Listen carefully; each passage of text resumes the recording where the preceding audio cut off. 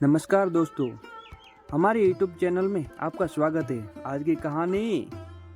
जब आज रामकिशन जी सुबह उठे तो देखा बहू अपने बेटे के संग का जा रहे थे। रामकिशन जी ने बाहर आते ही उनका बेटा को बोला, पिताजी हम दो लोग 2 दिन के लिए बाहर जा रहे हैं, कल रात तक लौटेंगे, इसलिए आपके बहू आपका कल तक का खाना बनाकर रख दिया है, आप गर्म करके खा लेना और घर का ख्याल रखना। तभी रामकिशन जी ने कहा, बेटा तुम लोग मुझे हमेशा छोड़कर चले जाते हो। एक दिन के लिए तो मेरे जैसा गुजारा कर लिया था, लेकिन 2 दिन तक काटना मेरे लिए बहुत ही मुश्किल का काम है। ना तो अकेले मेरा दिल लगता है और ना ही बासी खाना खा पाता हूँ। अगर मुझे घूमने ले जाओ तो फिर भी साथ ही चलो ने। व्यंग मेरे शब्दों को उनकी बहू बोली, अरे पिताजी आपसे तो चला भी नहीं जाता, फिर भी आपको घूमने का शौक चढ़ा है। और रही बात खाने की, इतना तो एडजस्ट आपको करना ही पड़ेगा, आखिर हमारे और अपनी लाइफ में। तभी उनका बेटा अमित बोला, आप पिताजी हम लोग आपके साथ परेशान हो नहीं चाहते, वैसे ही अपने घर की देखभाल करने के लिए कोई एक तो इसलिए रहना पड़ेगा। आप यहीं घर रहे हो और हमारे बारे गेट को ताला लगा कर जा रहे हैं। इनको कहते हुए उनके बेटे को बहू अपने बच्चों के साथ घर में बाहर निकल गए। रामकिशन जी खिड़की के पास जाकर कार में चले हुए अपने बच्चों को देखते लगे और थोड़ी देर में खिड़की के बाहर धुएं ताकते रहे। फिर उदास मन से रसोई घर में गया और कानों खोलकर देखा तो कैसरोल में रोटियां का ढेर लगा था और सब्जी के नाम पर ढोंग थे, पतली भी दाल रखी थी। उनके देखते ही मन में मन सोचने लगा कि क्या ये खाना खाकर मैंने 2 दिन तक गुजारा करूंगा। लेकिन फिर जैसे तैसे बनकर खाना खाया और कमरे में जाकर बैठा। तभी उनकी नजर अचानक मोबाइल पर पड़ी।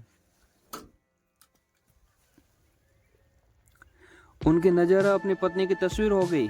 आंखों में आंसू घूम आए। 6 महीने पहले उनकी पत्नी का देहांत हुआ था और इस एकदम अपने भरे पूरे परिवार में होते हुए निशान तकन हो गए। तब से लेकर आज तक हर सप्ताह बासी खाना ही उनके नसीब में लिखा था। दिन भर अकेले बैठे बैठे उनका दिल नहीं लगता था, लेकिन बात करने का वाला कोई नहीं था। और थोड़ी देर में टीवी देख लेते, लेकिन टीवी भी भला कितना देख लेते। सोचा अपने दोस्तों से फोन पर बात कर लूं, परंतु फोन लगता ही नहीं था और मीन ही नहीं था।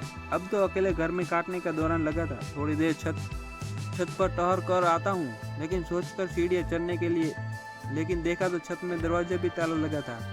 आखिर वापस अपने कमरे में आकर बिस्तर पर लौट गए और सोचने लगे कि क्या क्या सपने संजोगे थे मैंने कि रिटायरमेंट के बाद अपनी पत्नी के साथ सारी दुनिया घूम लूंगा, सारी उम्मीदें खत्म हो जाएगी तो जिंदगी आकर जीऊंगा। लेकिन क्या से क्या हो गया, अब तो ये जिंदगी मुझे बोझ बन लगती है। घुटन होते तो इस बार रहकर केवल चौकीदार बनकर ही रहता हूँ और आराम यह तो बाहर का जाकर शीशे के बाद तक नहीं कर सकता। जाने क्या किसी दोस्त का फोन भी नहीं लगता है, बैठे बैठे अपनी जिंदगी को कोस रही है। तभी उनका मोबाइल बज रहा था और फोन उठाया तो दूसरी ओर से आवाज आई, अरे रामकिशन यार, तुम तो हमें जैसे कि भूल गया हो और कभी अपने दोस्तों की याद नहीं आती है। क्या करे, मुझे ना जाने कितने फोन लगे हैं, लेकिन तेरा फोन तो कभी लगता ही नहीं है यार। ऐसे ही कुछ मेरे साथ भी है और कब तुम्हें फोन लगाने की कोशिश कर रहा था, लेकिन ना जाने फोन को क्या हुआ है, किसी से बात नहीं हो पाती, लेकिन फोन तो चालू है। रामकिशन जी बोले तो उनके दोस्त ने कहा, अच्छा ये सब छोड़, यह बता कि भाभी जाने गम से कितने दिनों तक यूं घर में पड़ा रहेगा, इरादा है दोस्त। इस बात पर रामकिशन जी ने आंखों पे फिर से नमी तैयार लगी। उनके 2 दिन ने उनके कहा, हम सब दोस्त मिलकर अयोध्या घूमने जा रहे हैं। हम चाहते हैं कि तुम भी हमारे साथ चलो। पिछली बार भी तुमने मना कर दिया था, इस बार तो तुमसे भी हमारे साथ चलना ही चलोगे। दोस्त की यह बात सुनकर रामकिशन जी ने हैरान रह गए। नहीं यार, मैंने तो कभी जाने के लिए मना नहीं किया, तुम कब की बात कर रहे हो। अरे जब पिछली बार हम तिरुपति गए थे तब मैंने तुझे फोन लगाया था, लेकिन तेरा फोन तो लग ही नहीं रहता। तेरे बेटे को फोन लगाकर पूछा तो उनके कहा कि तू अभी कहीं जाना नहीं चाहता। इसने सोचने के रामकिशन जी ने पैरों तक जमीन फिसल गई। उन्हें दोस्त ने कहा, इसलिए इस बार मैंने तुमसे भी बात करना उचित समझा। लेकिन 2 दिन से फोन लगा रहा था, तेरा नंबर लग ही नहीं रहता। किसी दूसरे से फोन लगाया तब जाकर बात हुई। दोस्तों, बात सुनकर रामकिशन जी ने हैरान रह गए। दूसरों की ओर से आवाज आई, अरे क्या हुआ रामकिशन जी, कहाँ खो गए? तभी रामकिशन जी बोले, हाँ हाँ, इस बार मैं जरूर आऊँगा। कब जाना है, प्रोग्राम कब है और कितनी पेमेंट देनी?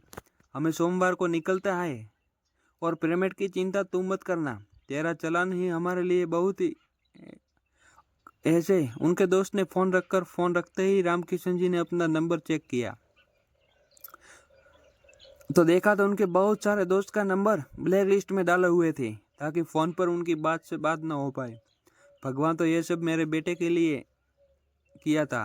रामकिशन जी ने आश्चर्यचकित हो गए। उनके सारे दोस्तों को नंबर अनब्लॉक किए। अगले दिन उन्हें अयोध्या जाने के लिए अपने कपड़े बैग पैक कर दिए और ज़रूरत का सामान रख दिया। रविवार की रात को बेटा बहू घर पहुंच गए, लेकिन किसी ने अपना पिता के कमरे में जाने की जहमत नहीं उठाई।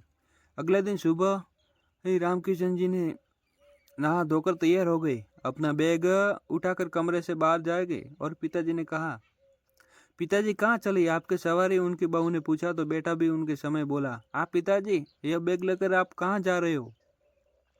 अपने दोस्तों के साथ तीर्थ यात्रा पर जा रहा हूँ। इतना सुनकर उनकी बहू बोली, आप हमसे बिना पूछे अपना जाने का प्रोग्राम कैसे बना सकते हैं?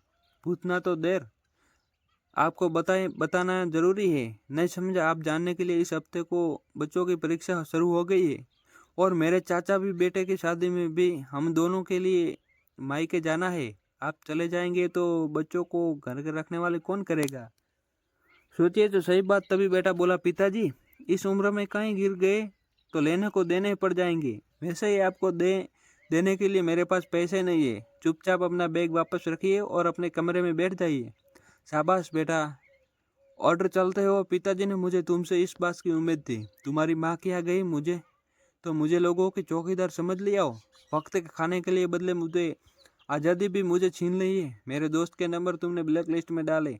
इतना सुनते ही उनका बेटा बोला, पिताजी, मैं तो बस यही चाहता था कि आपको कोई बार फ़ोन करके परेशान ना करे। अच्छा, अगर इतनी भी चिंता भी मेरी है तो इतना ख्याल तुमने भी क्यों ना आया कि 2 दिन बासी खाना खाकर कैसे गुजारा करूँगा? घर में अकेले पड़ा हुआ तो मेरा दोस्त दम घुटता है। ये तो तुमने कभी नहीं सोचा। घर की चौकीदार कैसे करनी है यह तुम देखो।